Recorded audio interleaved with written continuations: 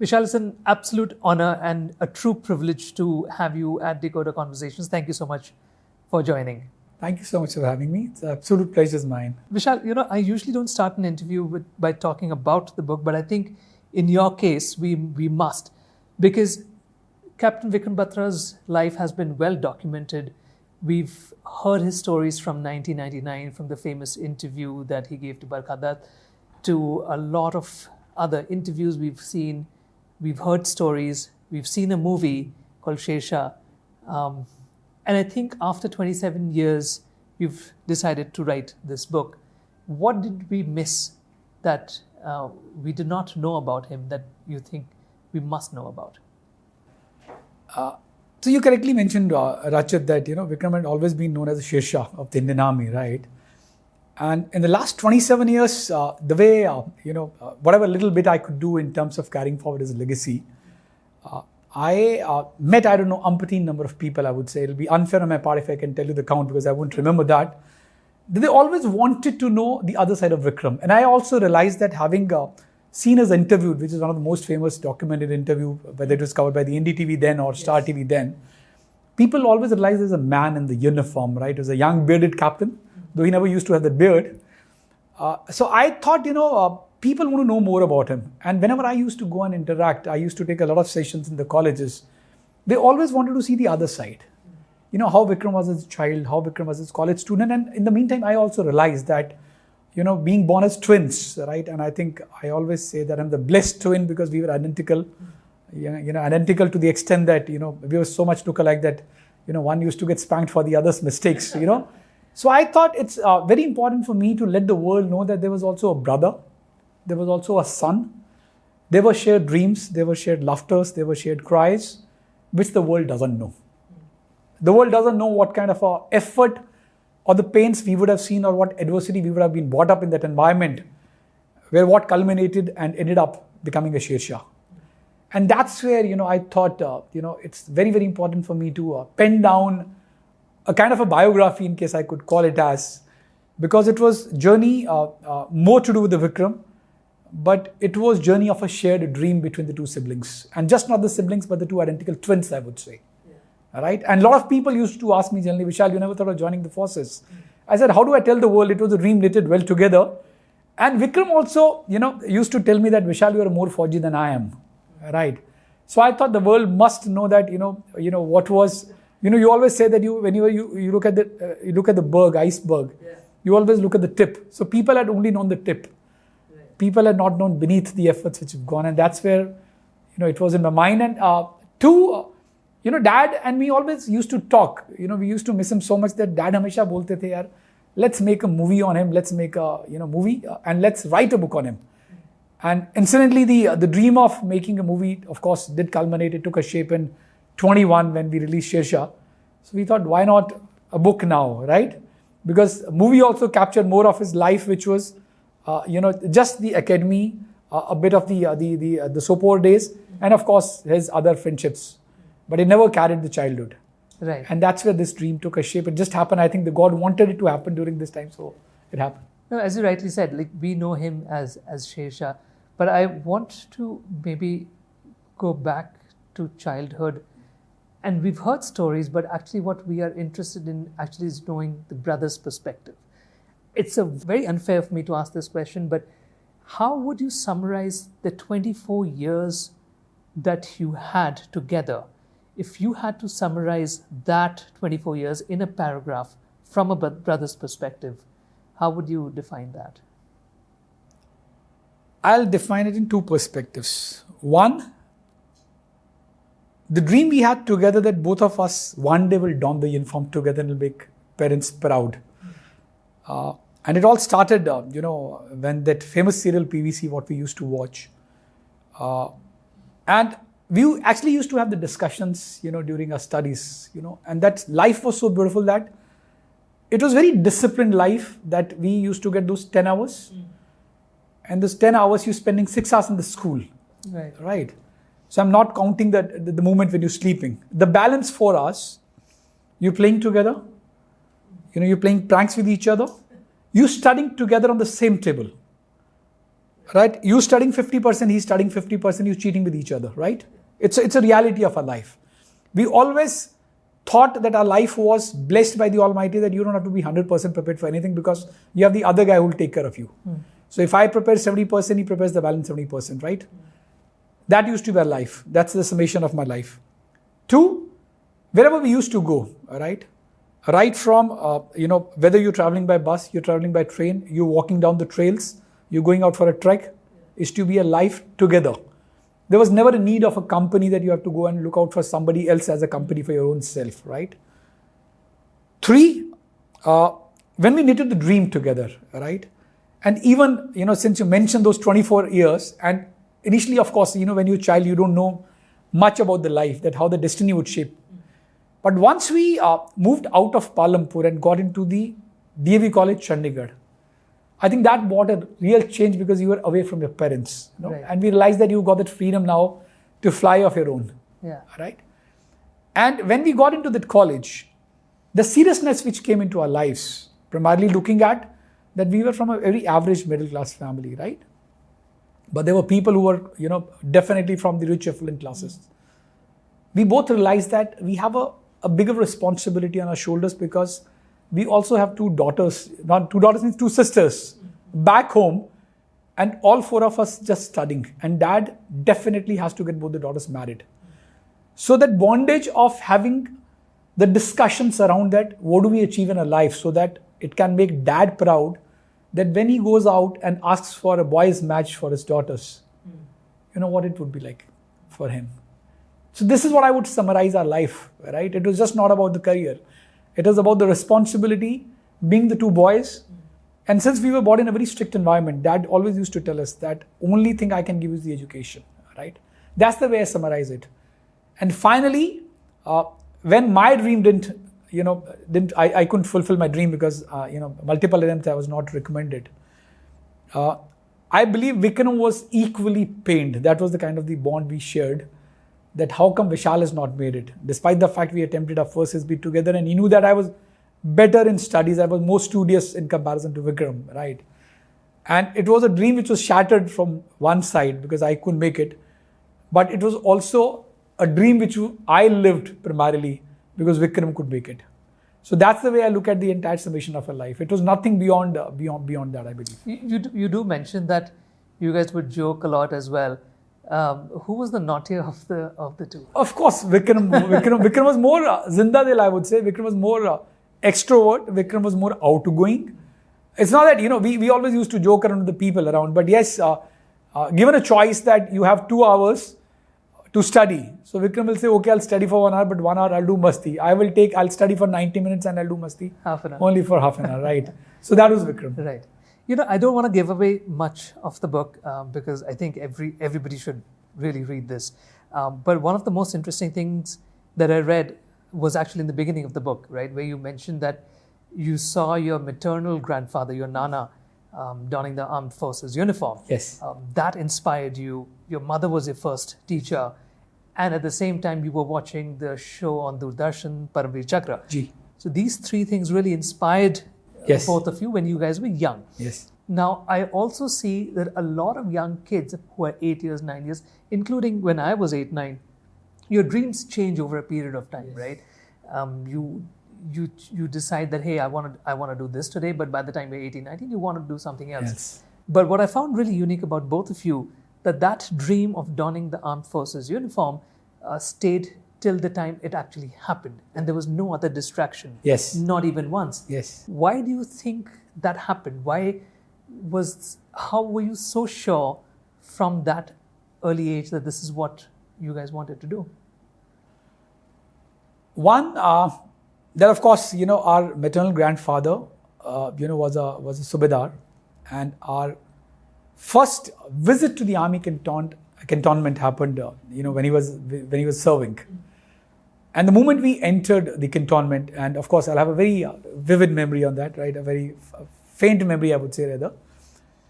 We were awe-inspired by the cleanliness and the environment inside the cantonment, right? Such beautiful structures. What do you call it that? In case I could call it spick and span, right? Absolutely clean, lush green. Two, when we entered the cantonment and you could see the men in the uniform marching together, right? Whether doing a PT on the ground. And you look at around and you say, when you do a masti as a kid, you are running here, you're running there, but they are the same. Everything is in such an orderly form, right? That left a very lasting impression, right? And then, of course, Nanaji used to go early in the morning, 8 o'clock, you're back by 2 o'clock. Then you got colored also by the view that, oh, it's a very disciplined life of 8 to 2, right? You're supposed to spend only 6 to 8 hours, that's it, right? And then you have an evening time which is purely for sports, right? This is one reason. Two, incidentally, one of my cousins was in the academy, right? He's a serving brigadier as of now. And we were on a summer vacation to Dehradun. And the moment, we saw the IMA and we knew that Bhaiya is there, Masi took us to do one round of the Indian Military Academy. I think that also became a typical turning point, when we were looking at the entire barracks, where generally the cadets get trained, the sprawling green lawns, right, the beautiful Chetwood building. We were so awe-inspired just looking at the building, forget about that, what would have gone in our mind, right? I don't even recall that. But the moment you looked at that, when you enter the building and you said the last step, right? The last step as a cadet, but the first step as an officer, I think it left a very deep impact. And I believe the destiny wanted it that, when we were even studying, I'll be lying in case I don't, if I don't admit that, we were inspired by the quality of life. Right. Our parents were teachers. We had seen our parents struggling. We had seen a lot of doctors in the city. We had seen a lot of engineers in the city. We had seen a lot of contractors, while Palampur was a very, very small town, right? But the entire aura, right, the entire environment, entire quality is what we were absolutely, fell in love with. And what we realized was that army is just not a profession. It's a way of life. Do you really want to adopt this kind of a culture? Because we also had our friends who were, somebody was the son of a brigadier, somebody was the son of a colonel, and such disciplined kids, right? What made us stay to this decision? Yes, coming down to that question of yours, I think we realized that the destiny also wanted us to only don the uniform, right? Because we could never think of any other profession. So even when you go to a hospital, right? For example, if you're ill, you go to a hospital, you look at the mess around, you have patients waiting in the queue. But on the contrary, when you're inside the cantonment, you go to a military hospital, you look at the cleanliness in the military hospital, you look at the way they function. I think so even the medical profession, if we had to choose, it had left such an impression that even if you want to become a doctor, it has to be only the doctor in the army, right? So that was the environment what we got, and I believe that destiny transpired it in that fashion. That's the reason I don't think we never got colored with any other profession. I don't think we wrote any other competitive examination, like we never wrote IIT. We never wrote AIMS, very, very honestly telling it to you, right? And the only thing was in the mind was, we just did one attempt of the NDA. We just wrote it once. Both of us couldn't make it.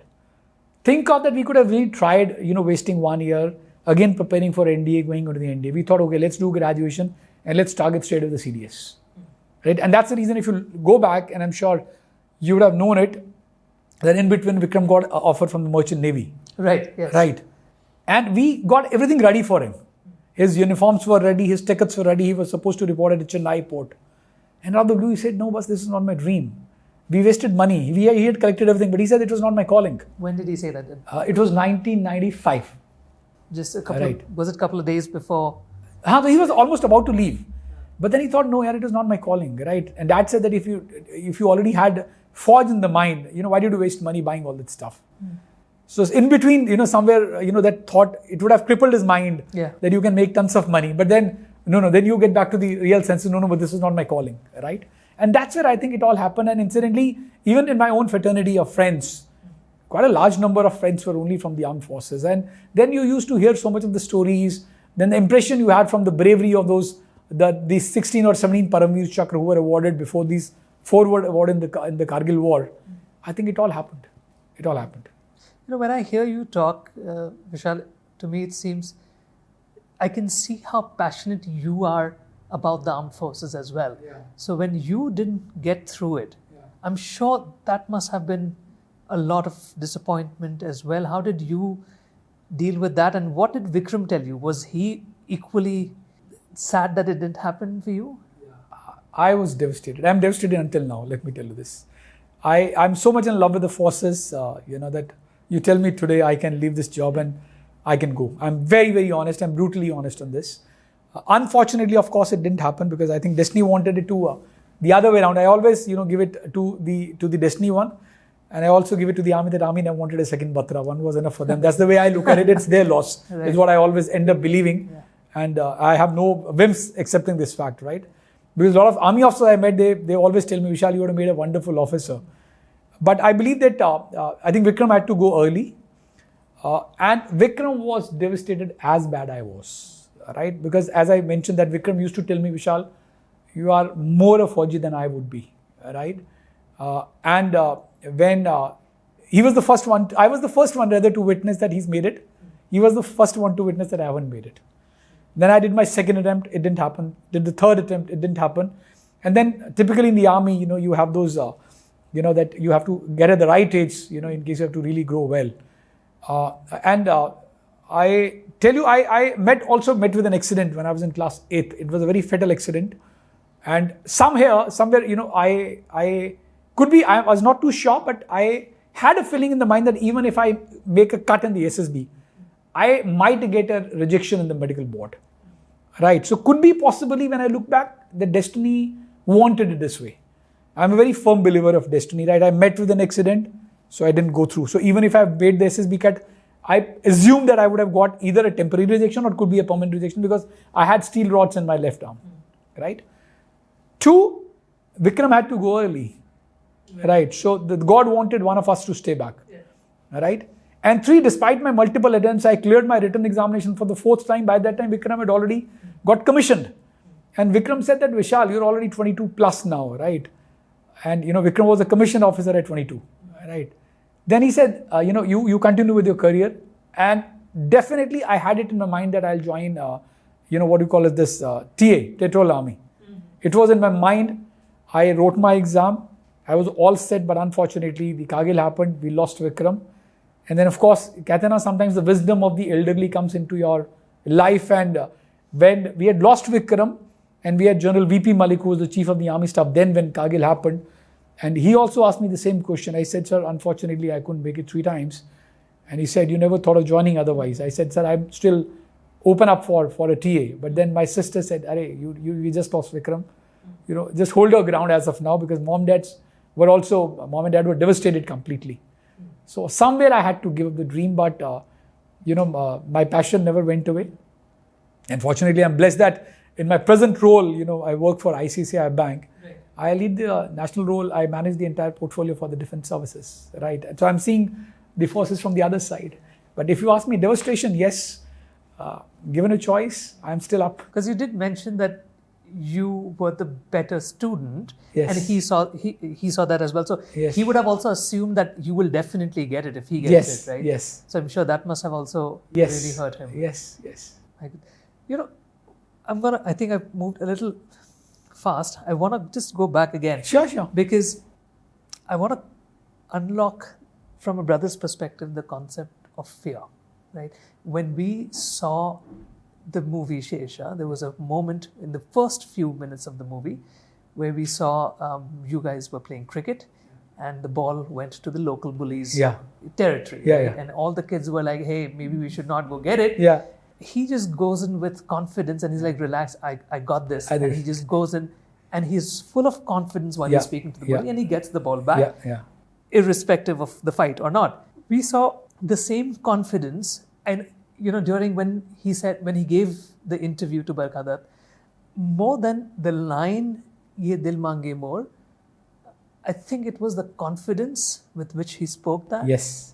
And the smile behind that. Yes. Right? That is what made it go really viral. True. If I can say so in those terms. True.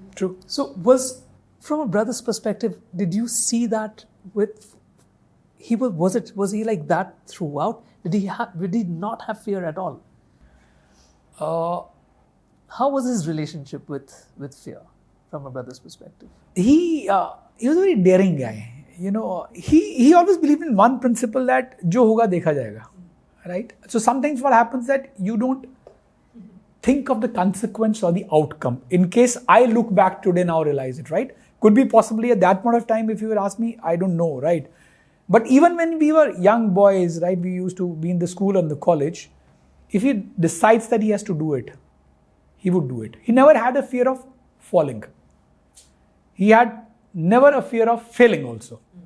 उसको लगता था हार गए तो कोई बात नहीं ना, you always have a second attempt. You don't have to worry for this. But today, in case I've decided I wish to do it, let me do it my way. So I'd never seen that. But yes, I'll be honest that, once he did his training, and I must give it to the army, the way they train you mentally, physically, right? He was a completely transformed lieutenant when he got commissioned. And I remember when he used to come back, and I can relate it to, your question now, when he was in Sopore. And Sopore used to be a hotbed of terrorism. And I remember it was somewhere October, if I remember the month clearly, October 98. He came back, he had come down for a छुट्टीज. So उसको मैंने एक दिन वैसे ही पूछ लिया था कि यार कि जब तू एम्बुश के लिए जाता है, ऑपरेशंस के लिए जाता है, and insurgency is very difficult because in a war you fighting each other face to face, but insurgency you are 360, right? So तेरे को बुलेट से डर नहीं लगता. So he gave me the answer the day you join infantry. A bullet is made by your name. If that bullet has to hit you, it will find you. I still remember. This was October 98. Now think of the psyche of a young 23-year-old lieutenant. He said that how does a bullet makes a difference? Bullet is already made for me. Alright, so either I'll dodge the bullet or I'll get the bullet. And two, when he did his commandos, right? And when I saw, because that was my last, I would say meeting with him. And of course, when he came back with the commandos, he had become very lean and thin. He had a good physique, right? He was a very handsome looking guy. So, when one of the favorite movies was Prahar. I mentioned it earlier also. And the only thing he used to fear was the swimming, right? And swimming was not his forte. Not our forte rather, right? I'm not a swimmer until now. वो होता है ना, वो भी इसलिए नहीं था क्योंकि वो sometimes in your horoscope, and I'll be very honest, mom dad ने बोल दिया था तुम्हारे horoscope में लिखा है पानी के पास नहीं जाना है. Right? So we never could learn swimming, right? We've done horse riding, we played cricket, we've done athletics, we've done table tennis, we've done squash, we've done judo, we've done roller skating at a state level, right? But that was the one sport we always feared, right? And I remember, Vikram sharing one of the anecdotal, when he was doing his commandos. So in a commando, it's a 20-meter jump, right? It's called the Lido jump. I don't know, but I think it's called the Lido jump. And you're there on the pedestal and you ask, Commando Batra, ready for the jump? Yes, sir. Jump. No, sir. Right? And somebody will come and throw you. Right? And it actually happened with him. Right? But I think, but since he had that fear, I think that little fear also went away. So I think he had become fearless, is what I look back. And I remember when he used to come on a छुट्टी और मुझे ऐसे करके PAT करता था तो मुझे लगता था, I said, yeah, you become much more stronger now, right? So I believe that fear had gone. And three, now when I look back when we lost him and when I interacted with his fellow comrades who were a part of his company, which is Delta, they used to tell that Vikram always used to undertake a mission. He used to make it a point that he's walking in the front. And everybody in the unit has told me that when Vikram used to undertake, people used to swear by his name that if Vikram is leading the attack, we are with Vikram. Right. So I don't think, whether I look into in the history of the, early childhood, I'm sure one incident, my mom also mentioned in one of the long time back that I remember that, we were going in a bus and one girl, she fell out of the bus and he jumped out of the bus to save this girl. Right. So somewhere I think it's a culmination of, what you were like in the childhood or during college days. I still remember one of the episodes, if in case I can narrate it, that we were in DV College, Chandigarh. He had got into an altercation with one of the boys in the hostel.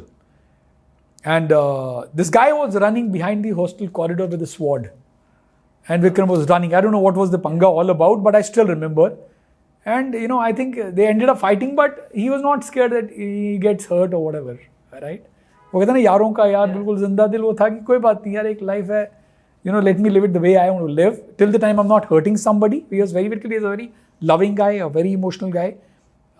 absolutely a thorough gentleman, I would say. Not that because he was my brother, he was a man in the uniform, but I also believe that a lot of credit goes to the Indian Army for training the way the soldiers get trained in the forces. Amazing. I want to talk about the war, right? But before I do that, just if I can take a few days before the war, when there's this, and I'm gonna try and say it so that I'm not saying it wrong. There's this very famous show by the name of Office, right? And there's a character in that show called Andy. He says this line, which I really love. He says, "I wish there was a way to know you're in the good old days before you've actually left them." And to me, it was very profound because, you always think about good old days, but always in retrospect. Yeah, You're in it, you don't know. Yeah.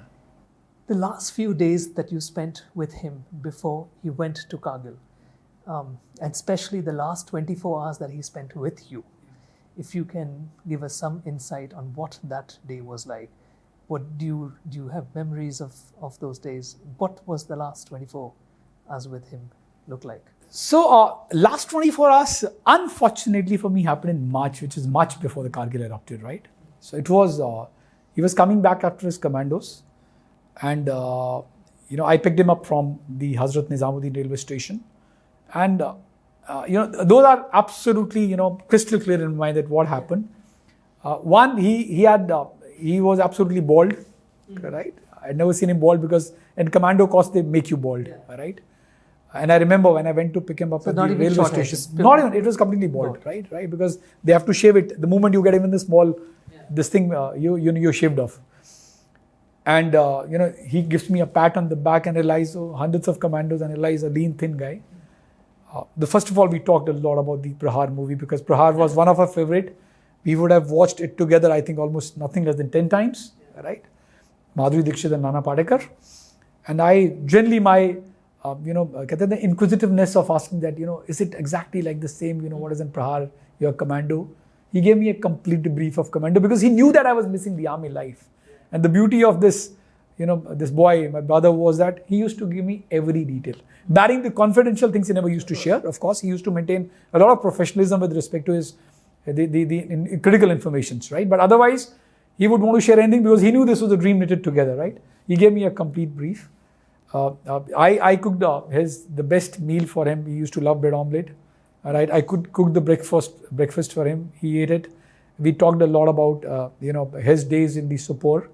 Right, what's his plan now going to be? Right, whether he goes back to Sopore because at that time Kargil had not happened. Right, he goes back to Chandigarh to meet up his friend Dimple. Right, other friends. Then goes back to Palampur to meet a mom and dad. And the only I would say, and now since you asked me if to the adage what you mentioned, that if I look retrospectively, I never thought that I would never going to see him again. It never occurred in my mind. I still remember driving that Maruti 800 number UAW 4359 from Lajpat Nagar to ISPT Maharana Pratap, New Delhi. That 1 hour drive, all right, we were just chit-chatting. All right, he was very happy that I've learned driving. The moment he gets down at the bus station, all right, he takes his luggage out. He takes his rucksack out, the green and the black color, with a Scotch racket on the left, luggage on the right. We hug each other.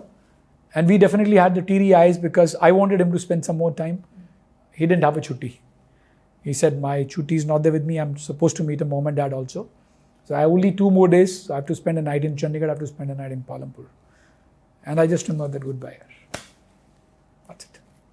I never ever, even in the wildest of my dreams, would I ever thought that that's going to be my last meeting, which was almost 4 months prior to we lost him.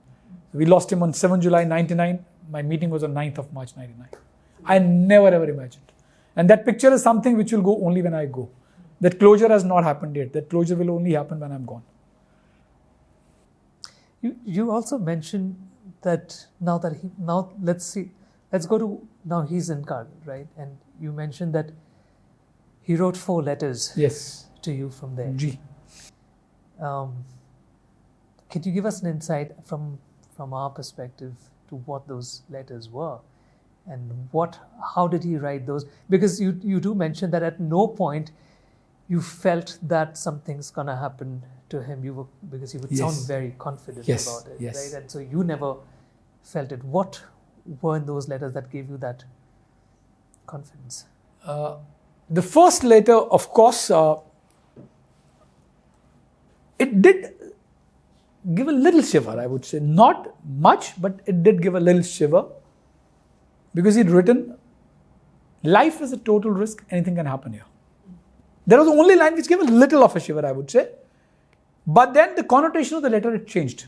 The Indian Army is doing a fantastic job and we are behind bloody Pakistanis. I'm sorry I can't use that language what he'd written, right? You'll be proud to know that I'm undertaking an operation in the next 3 days, right? Then comes a second letter. He writes, you'll be proud to know that the mission which I undertook, me along with Captain Sanjeev Jamal, did a complete successful mission. We hoisted the tricolour. We both have been recommended for a Mahavir Chakra.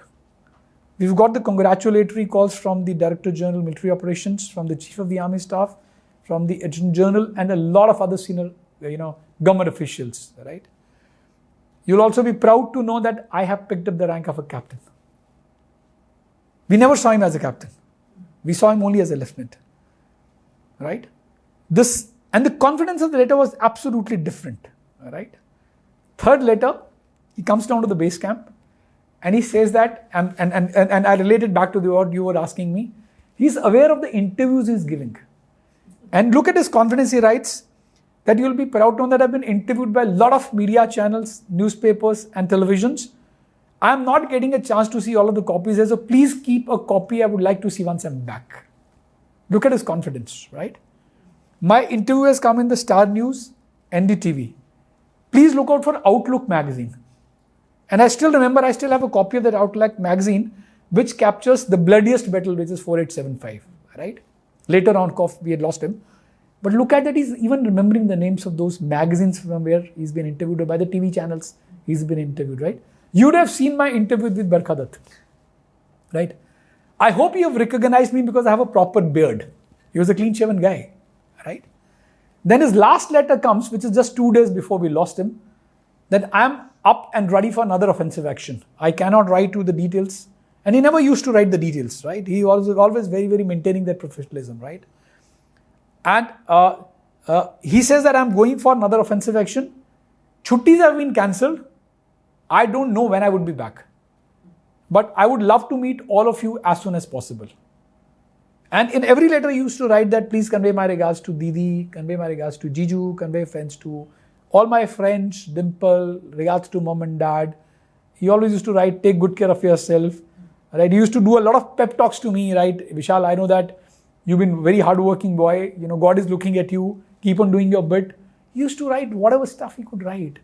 And the beauty of his letters was, Rachit, I tell you, is that it used to be full of Josh, full of his absolute clarity that what he's up to now.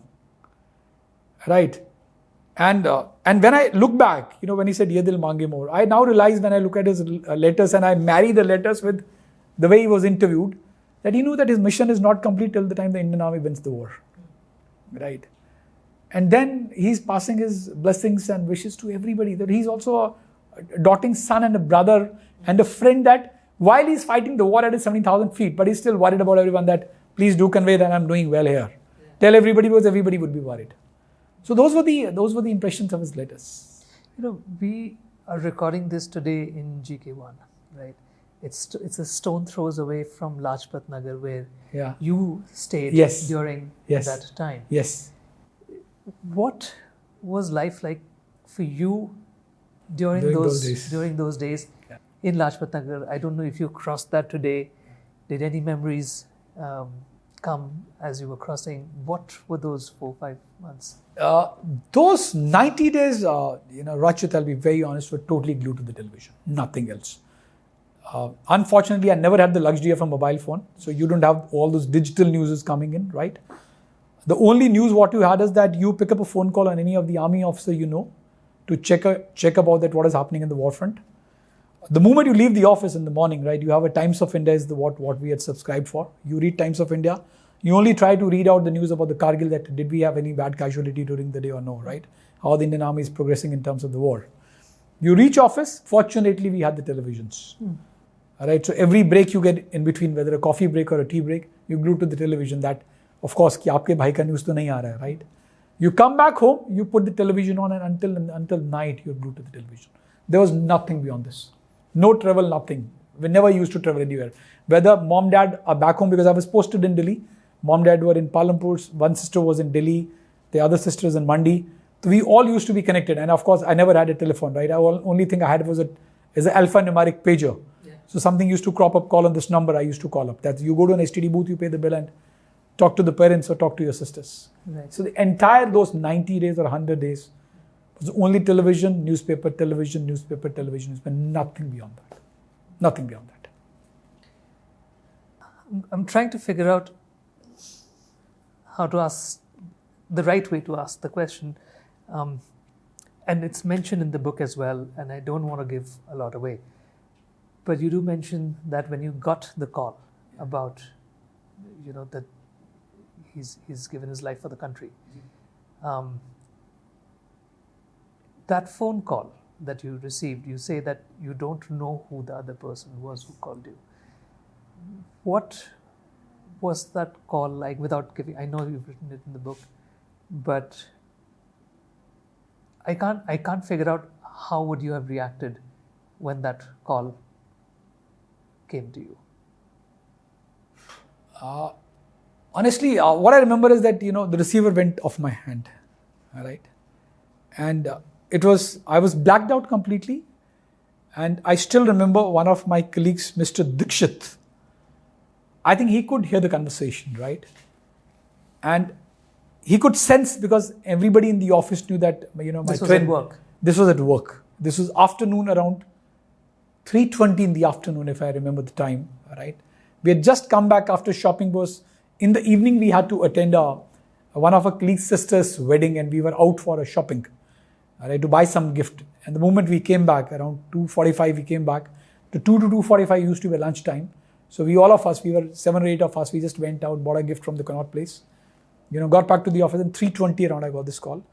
So the receiver went off my hand. It was totally blacked out. And my colleague of mine, Mr. Dikshit, I believe that, he could hear the conversation. He held me. He immediately gave me a glass of water. And he held the receiver and he said, Vishal, pehle puri baat kar le. And then, of course, since then he broke the news. So somewhere, to me it was like that my world has fallen flat. All right, because the man with whom I had dreamt of joining the uniform, and then of course most of the dreams are still unfulfilled, because we used to talk, when we used to meet, that once he becomes a brigadier, once he becomes a 2-star general, what a life would be, because since I couldn't don the uniform, so I used to live my dream through him, right? That I'll go with him in a 1-star gadi, or I'll go with him in a 2-star gadi, right? To whatever ranks he grows. I think for a minute it all came as a crash landing. 1. 2, I thought what would be with mom and dad, because mom and dad are all by themselves, right? 3, both my sisters were carrying, right? I mentioned that in the book. So one was the 5th month pregnancy, the second one was the 8th month of the pregnancy, right? And the fear I had was that what happens to the sisters, and the one who's in the 8th month of pregnancy is in Delhi. Has she got the news? Or how do I break the news, right? So this all thoughts kept on coming, but somewhere, वो कहते हैं ना, चाहे 0.1% दिमाग में वो भगवान से दुआ थी यार कि काश ये न्यूज़ गलत हो जाए, कि that he's not been shot. If even in case he's been shot, he's alive. He's been injured or there's a grave injury, but we've not lost him. But it was, alas, it was not meant to be like this. So I don't wish to recall those days, but those are very heavy days, and Rachit, honestly, it took me a lot of time to come out of that casualty. I'm again mentioning that it's not that I have a closure of this life as of now. I still miss him a lot. I still feel his absence, while I know that mentally he's around me, because we talk so much about him, but that physical touch, you want to do it, I want to touch him, right? And I cannot forget because, when he came in the coffin, and believe you me, I was trying to touch him. And believe me, Rachit, and I was trying to touch him, मेरे हाथ उसके चेहरे तक नहीं जा पा रहे थे. Because it was, I couldn't fathom that, he's lying lifeless in front of me. I wanted to touch him. Believe you me, I was not able to touch his beard. Right? I actually had to, bend, and when I had to hug him, I had to drive a lot of inner strength to hug him because मुझे लगा कि ये तो मेरा last hug है इसके साथ. And my last hug उससे पहले 4 महीने दिया था वैसा नहीं था. Right? So I could connect those dots. 4 months back, we hugged each other, we cried, we had tears. And those were the tears of the happiness that I see a commando coming back, right, as a lieutenant, right? Not even as a captain. And I'm here seeing a brother who was promoted to the rank of a captain in the army field. I've not even seen him as a captain, and he's not there. And I took a lot of time, I won't say that it's closed. I think closure will happen only once I said that, and once I'll go. Because मुझे लगता है यार, we had dreams. I never thought that these dreams will fall apart so quickly.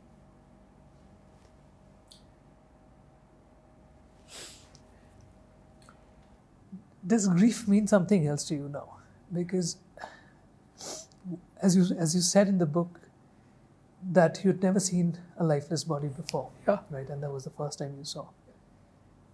And at that time you stopped fearing death after that. Yes. But what about grief? Does grief mean something else to you versus others? How do you see? I'll tell you. So to me, the grief is something. I know the entire country misses him. Right. A lot of people have seen the young boys and the young girls. Right. Or the youth of the India who always wanted that. What this band should have been here. To me, you try to cope up with the terms of the life that you're not going to see him day in, day out now, right? You try to live up only because he's done you proud, because he's the recipient of one of the highest military decoration, which at one point of time used to be our favorite serial. That he's made you proud, he's made the family proud, right? But the grief hasn't gone. The pain hasn't gone. That void continues to exist in my heart. What in case he was here? I have no answers for that. What in case he was here?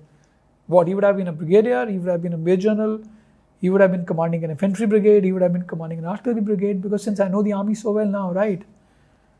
So that grief is something, which you only try to smile because you have no choice, right?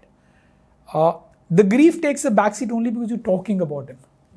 So I think you talk so much about him, so the grief somewhere gets hidden. But that grief of the loss, which I would say that he's not there, What in case he was today there with us? He would have had his love of his life.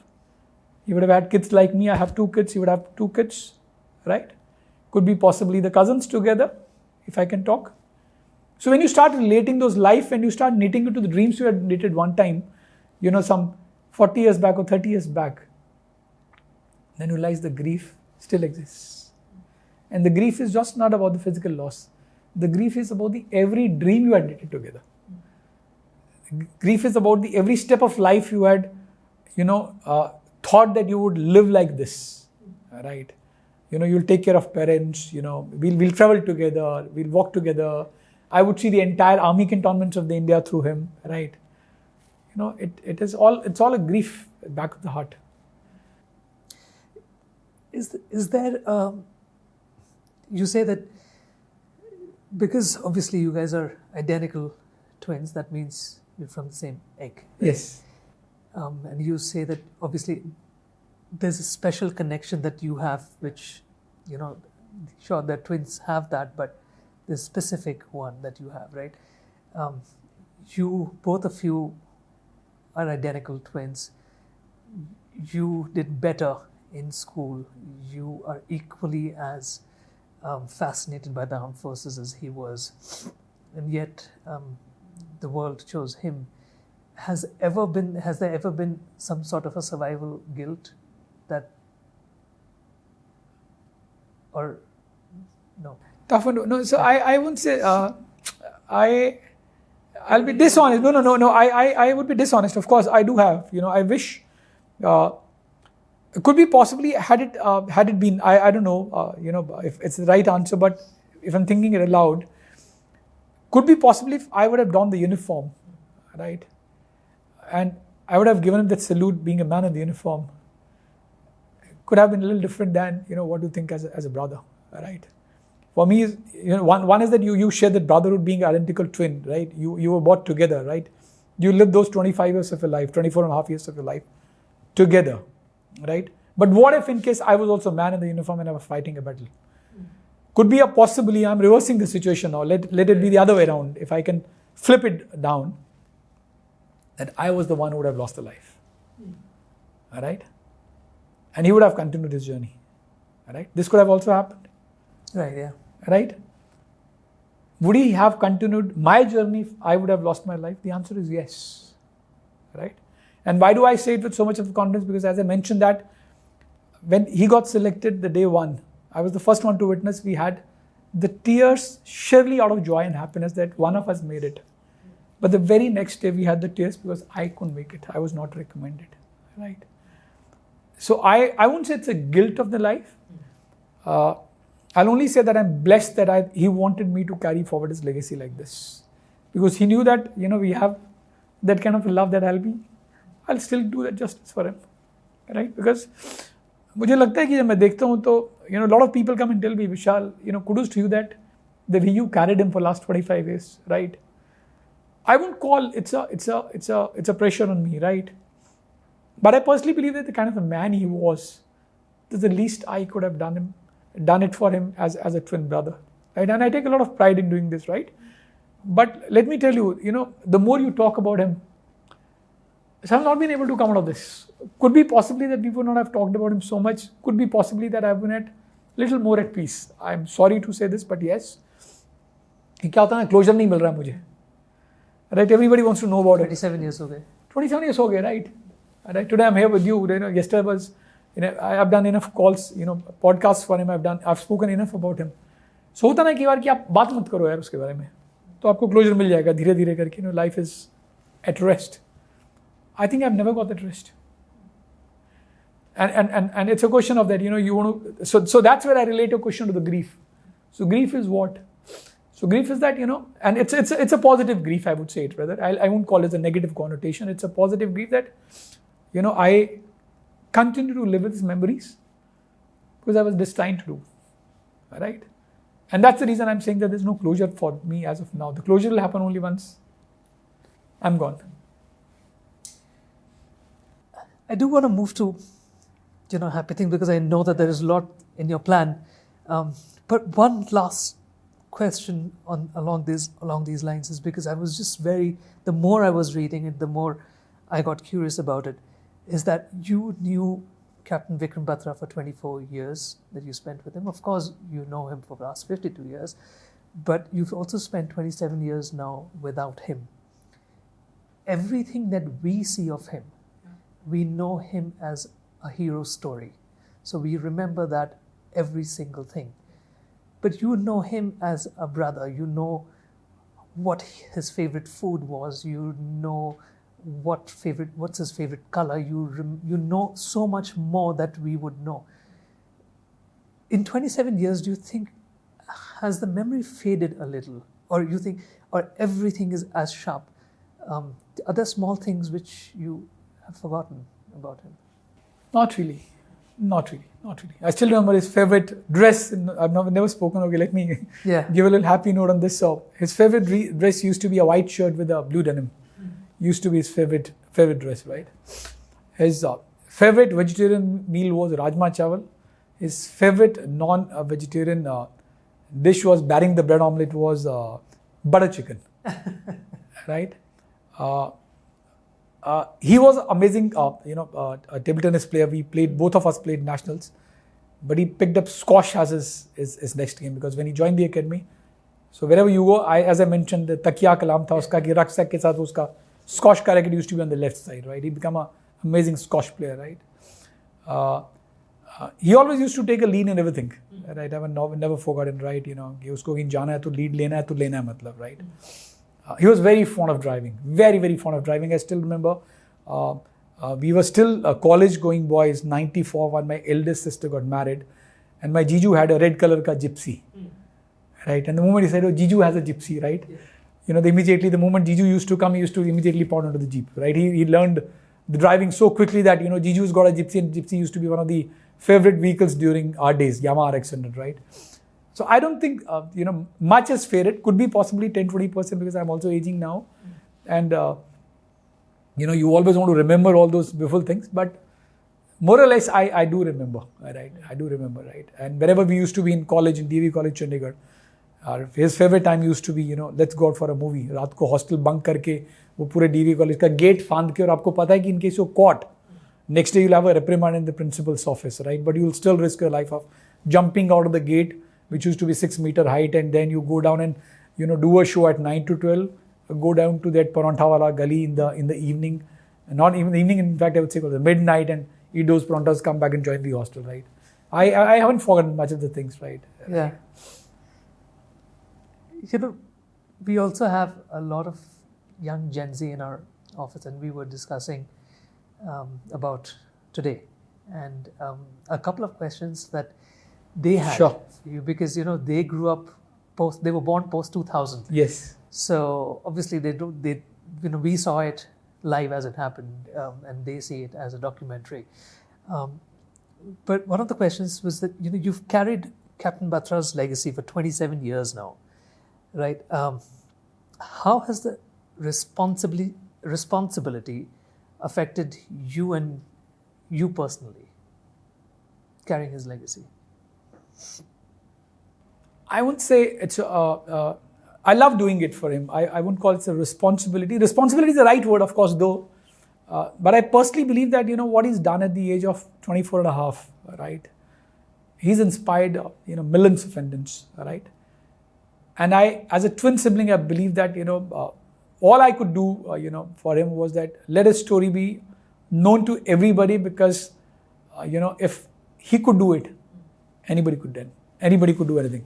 I personally believe this, because during our times, we never used to have that much of information which was available, right? We had, you know, very limited sources of information. We never had the net when we grew up. We never had the telephone lines when we grew up. We never had a television. We used to watch the serial in a neighbor's house, right? So I personally believe that what he could do without having so much information, today's youth, you know, you on a click of a button, you have all the information. So I thought, you know, it's very, very important for me to, you know, tell his story so that people really can get inspiration that today you have the wherewithals of everything, whatever you want, right?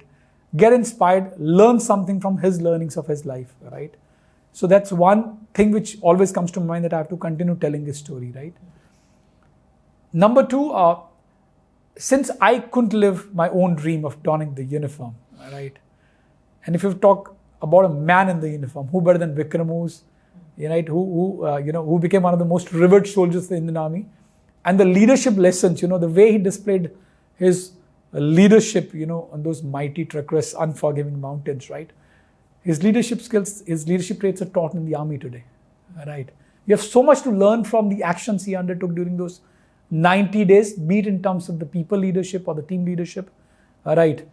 I think, you know, I always believe that, you know, we should pick up the cues from him. And in case somebody could really pick up those leadership cues from him at such a young age, right? Why not, you know, it be shared by the you know, with the entire India, right?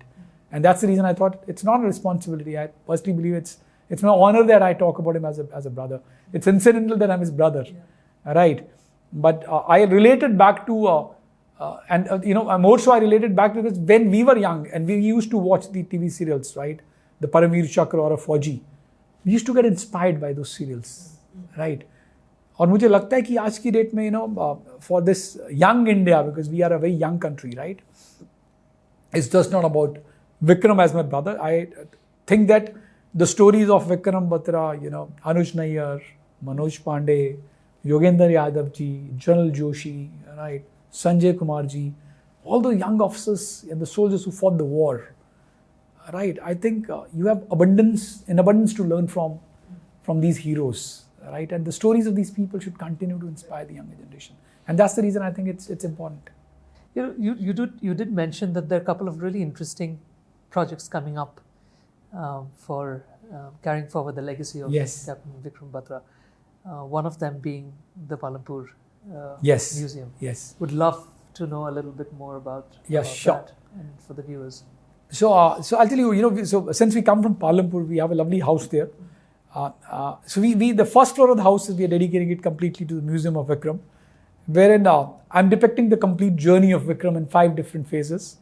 Right, and of course this is all going to be pictorial because we're going to put a lot of pictures. So it will carry 5 stages. One which is 1974 to 1992 when we were the school-going boys. Right, it depicts our journey together. Right, then 92 to 95 it carries our college journey. Right, that's how 3 years when we first time stepped out of the home and went down to the hostel. Right, so it talks the hostel journey and the journey in the college. Then it talks about, the third stage talks about the Vikram's journey in the academy. How was Vikram as a cadet, all the pictures, what he used to do in the academy, right? And when he used to live in those barracks as a gentleman cadet, right? Then the fourth stage of the life, the museum carries all the pictorial presentation on his days in the Sopore, the early days, right? So people have not, seen those pictures. I have plenty of them, right? When he used to undertake those ambushes, right? During the CI ops, when he was posted in Baramulla. So that's the stage 4. And finally the stage 5, which of course is about the entire Kargil history and the entire Kargil War, which he undertook. And then of course we are displaying all his essentials. He was an amazing mouth organ player, right? Not many people know this, right? We display everything right from his table tennis bats to the squash racket, the cricket bats, to all his diaries, what he used to write. He was amazing in calligraphy. He was district number 1 even in the calligraphy, right? Not many people know it, right? He had a very, very beautiful handwriting, right? So we had one of the hobbies as numismatics and philately, right? We have a large coin collection and the stamp collection, right? We're displaying that. And above all, which I always say, and this is, one of my symbols now, that Vikram used to drive a Yamaha RX100. We still have that Yamaha RX100. And I haven't changed the name of that vehicle. It is still registered in his name. I don't drive it though because it is illegal. Of course, I can't drive it. But it's in a working condition. I'm displaying that as a part of the museum, right? It still carries the same number, still the same color. And I remember that was the last gift Vikram gave to me because when he got in the academy, he started driving jongas and everything. So it was in his name, so he gave to me because I was in the college, I was doing my management. So we're displaying that.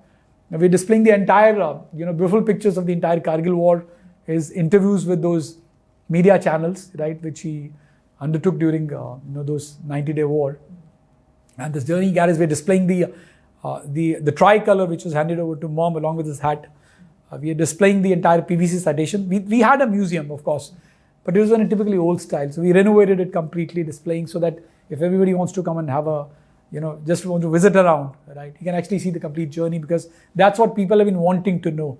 So we thought that what a better way than this to give a tribute to the boy, who led so beautifully. He rode an RX100.